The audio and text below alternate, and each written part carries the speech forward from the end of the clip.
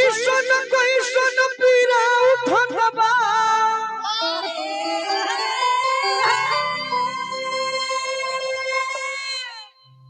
दू जानी के कहानी है, दू जानी के आपस में बस वार्तालाप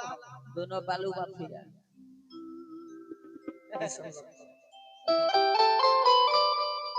ये सबको अवध देखला है अगर वीडियो में बाप एक जानी के कैसे लखेत के मारती वो लाते से मारला बाकी ठीक होने बड़ी सही कैसन पीरा उठनबा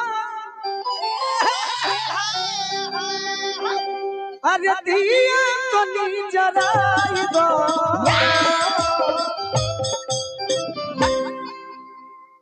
कि हमारा बलमा के हमारा पियावा के जगाई दो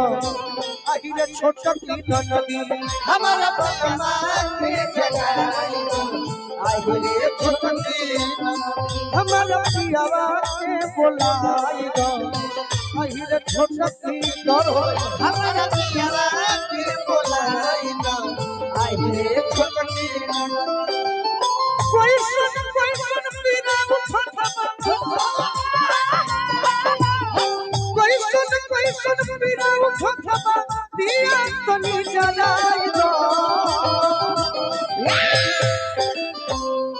हमारा बलमा के हमारा पियावा के हमारा बलमा के जगाई दो आहिरे छोटा की नदी हमारा पियावा के जगाई दो आहिरे छोटा की नदी हमारा बलमा के जगाई दो आहिरे छोटा की नदी अपना पियावा के जगाए सवन कोरिया नजरिया के सोना अपन पियावा के जगावे सवन कोरिया नजरिया के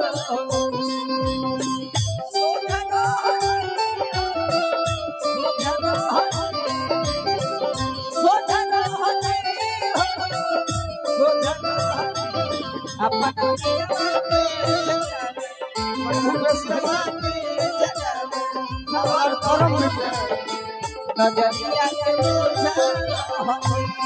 अपन बालवा के जगावे नजरिया हमारा पियावा के हमारा पियावा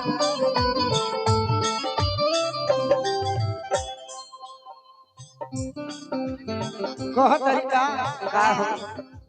कमर के भीतर उठे दर्दिया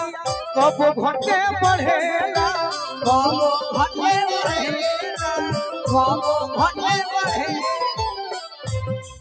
रहे दे ई तो शुक्र बनाओ जे नीचे पैजामा कैसा आदमी उघारे कर दे ना तो उनके लेखा लौके लगे कमर के भीतर उठे दर्दिया कब घटे बढ़ेला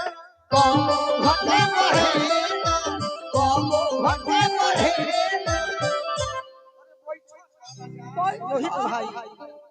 राजधानी से रोहित भाई बैठी ना तो मैं अरे कमर के भीतर उठे दर्दिया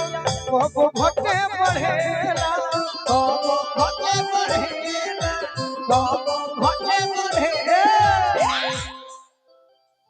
कब उठिला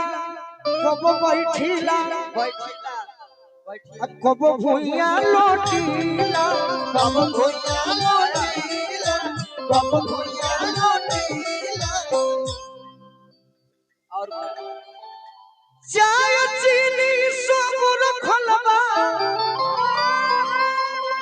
खाली दूध नहीं थे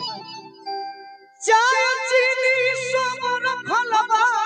खाली दूध नहीं थे अरे हमके कनी पियाई दो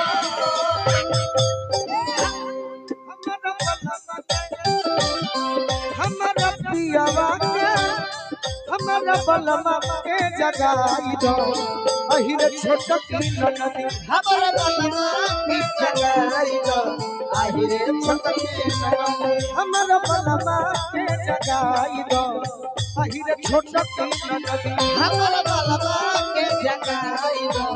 अहिर छोटकी ननदी अरे ना ना ना ना ना ना ना ना ना ना ना ना ना या राजा ना ना ना ना ना ना ना ना ना ना ना या राजा ना ये राजा ना जग जय हो पटना देवरा चटना कोई मोती घटना ये राजा ना जग जय हो पटना देवरा चटना कोई मोती हमारा प्रिया हमारा प्रिया के जगाई दो आहिरे छोटकी और बलमा बाणे नदान पहिले बाणे भारी नतीजा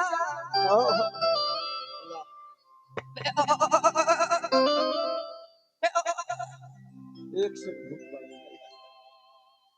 अरे बलमा बाणे नदान भारी पहिले बाणे नतीजा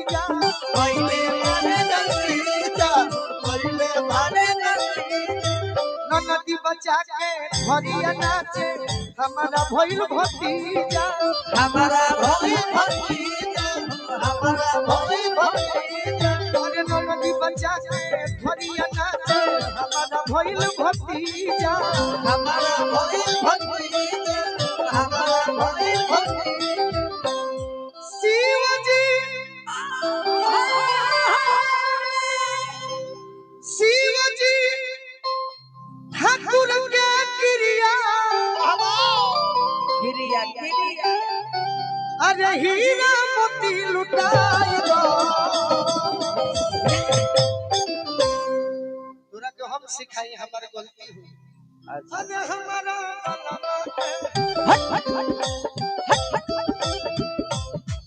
प्रेम से लो लाहे हमारा पियावा